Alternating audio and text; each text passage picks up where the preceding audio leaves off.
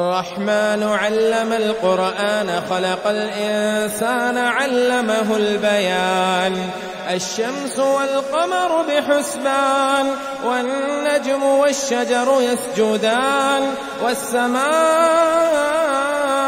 رفعها ووضع الميزان ألا تطغوا في الميزان وأقيموا الوزن بالقسط ولا تخسروا الميزان والأرض وضعها للأنام فيها فاكهة والنخل ذات الأكمام والحب ذو العصف والريحان فبأي آلاء ربكما تكذبان خلق الإنسان من صلصال كالفخار وخلق الجان من مارج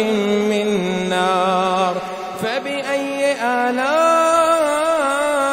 ربكما تكذبان رب المشرقين ورب المغربين فبأي آلاء